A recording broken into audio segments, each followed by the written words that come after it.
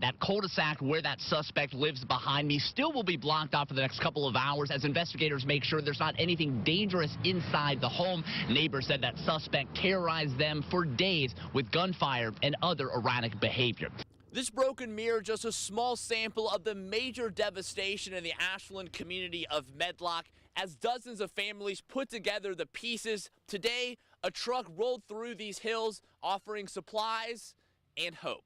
A family friend of that 20-year-old victim told me the Sheffield High graduate had no past problems with police. But these Memphis police reports from 2014 and 2017 paint a much different and much more chaotic picture. Neighbors continue to drop by with flowers and balloons as they mourn Collierville's first deadly fire in nearly a decade. The aftermath especially difficult for one neighbor who desperately tried saving those inside before the fire trucks arrived. Here on East Rose Street in Blytheville, Arkansas, through traffic remained blocked this afternoon as fast-moving rains not seen here in generations pummeled this community and caused widespread flooding. The youth football coach said a vigil is planned sometime this week here at JFK Park for Cameron Johnson on the fields where the child practiced the game he loved. That youth football coach on that bus today described those dramatic moments to me after that bus flipped on its side, tossing children and adults, breaking bones, and causing a traumatic and terrifying situation. It just hurt my heart that they didn't make it. Fighting tears, Coach Jeremiah Blackwell mourns the unexpected death of a Memphis child he coached just 3 days ago, 9-year-old Cameron Johnson. He was a hard hitter, and he was going to give you 100%. He had a passion for it. But after a Texas high school football all-star game triumph, came tragedy on this Arkansas highway west of Little Rock early Monday morning. It felt like to me it was just like a one boom. The impact woke Coach Blackwell from his sleep as he said this charter bus carrying 50 children and adults went off I-30 and flipped on its left side. We were just trying to get out of there, you know, trying to make sure the kids were safe. The coach said the impact flung him from the back to the middle of the bus and threw children and luggage on top of other children. People screaming, you know, but it was like slow motion scene. You know, it was like real slow motion, and I was just trying to look for the kids that I knew. As ambulances arrived, the unsettling reality sunk in for those young and old. It was hard for them because they're looking at me, and I'm trying to stay strong for them. You know, it hurt me to see them hurt. That physical and emotional pain intensified once Coach Blackwell learned at the hospital Johnson, a third grader, didn't survive his injuries. It devastated me. Everybody didn't make it, you know. It hurt everybody. Now, that youth football coach you heard just now, he did suffer some cuts on his hand as well as some bruises to his back and face, and he also needed some staples put in behind his ear. This afternoon, we went by the listed address of Cameron Johnson's mother, but no one answered. Reporting live in Raleigh, Brad Broders, Local 24 News. Janice Banks also wants those suspended Memphis police officers to not only be named, she wants them to be charged. With every innocent in my body, I'm going to fight this. A mother determined, disgusted, and in disbelief. 3 officers, all 3 cameras cut off at the same time. The dashboard cameras cut off also. This is plain to see. Janice Banks and others gathered this morning in front of the home where witnesses said 25-year-old Martavius Banks was shot by an officer Monday as he tried to enter the home. The essential question here today is whether deadly force was appropriate. Banks' supporters said that answer is no. They argue the MPD officers who weren't rolling on their body cameras when Banks was shot acted in a suspicious manner and should face criminal charges. Martavius Banks knew the assailants and had prior threatening contact with these officers. If you intentionally turn off your camera to intentionally do harm, bodily harm to someone, you don't want any recollection of that. And that's why this group wants federal authorities to work with the TBI to investigate what happened and recommend changes within MPD. We need a federal oversight committee to come here to Tennessee and get rid of all the dirty cops. Clean house.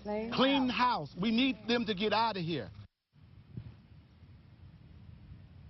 Now, supporters of Martavius Banks said at last check he remains in the hospital in the ICU on a ventilator and is unable to speak. Reporting live in downtown Memphis, Brad Broders, Local 24 News. Staff here declined an on-camera interview, and we are told Bishop Martin Holley is out of town. But news of his departure had Bishop Holley's critics weighing in and speaking out. 2 years ago, Catholic leaders installed Bishop Martin Holley to lead the Diocese of Memphis, and afterwards he said this to Local 24 News. I've come to listen, to learn, and to share. But that promise unkept, says one of the priests reassigned by Bishop Martin Holley, Father John MacArthur. He never invites dialogue. He never welcomes suggestions. He doesn't take criticism. Father MacArthur said Bishop Holley also alienated some when he ordered the closure of nearly a dozen Catholic schools, some which served inner-city students. Bishop Holley came in and said, we're not educating non-Catholics. We were all like, what? I was delighted. I was overwhelmed. Kathy Hurdle led a letter-writing campaign in her parish voicing concerns about Bishop Holley's leadership. And I'm just praying that with Holley leaving, that we can be re-inspired. Mounting criticisms of Bishop Holley caused 2 archbishops to visit Memphis this past summer on a fact-finding mission. There was more than what some people think moving a priest. That was just one little iceberg, but there was so much below there that's going on in the diocese. Parishioners also posted in support of Bishop Holley on the Catholic Diocese of Memphis's Facebook page Tuesday, writing, "This is just wrong, and this is a very sad day." Archbishop Joseph Kurtz of Louisville will lead the Catholic Diocese of Memphis until further notice. Reporting live in Northeast Memphis, Brad Broders, Local 24 News. Now on the stand today, several MPD officers from the Mount Moriah station laid out those gut-wrenching and graphic details that Saturday night 3 years ago when they responded to a man-down call of one of their own. The second he heard it, Memphis police officer Jacobia Boyd knew something was wrong in his patrol car the night of August 1st, 2015. I could detect a sense of urgency, but then also the abrupt cutoff. Communication from Officer Sean Bolton silenced, and then an unidentified man frantically called in from Bolton's radio. Hurry up, you bleed my bad, man. Officer Boyd choked up in court Thursday as he remembered when he arrived at the scene to find his fellow officer shot and laying face down on Summer Lane. I started CPR to try to save my friend's life. But chest compressions didn't work on Officer Bolton with severe bullet wounds across his body. Did Officer Bolton ever say anything to you? No. This man, Tremaine Wilborn, is on trial, accused of killing Officer Bolton after an altercation. And how did he appear to you at that time?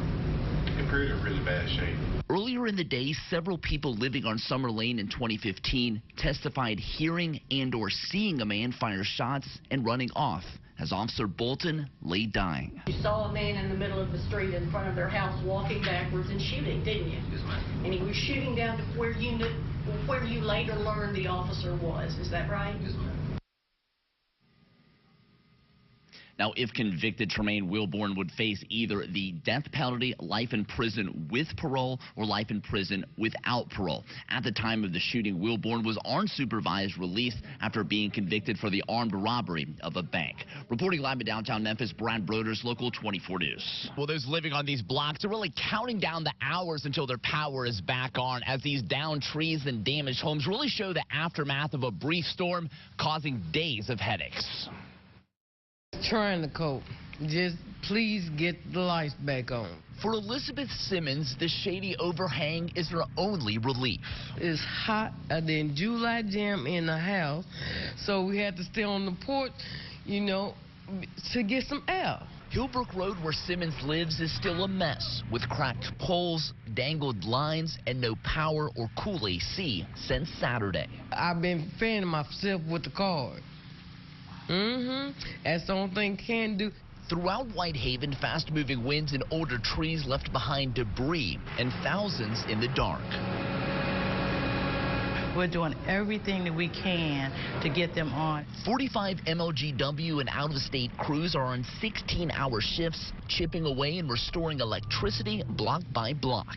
Everybody's working hard, working 24/7 to get our customer services restored quickly and safely. This one's pretty at the top, pretty nasty.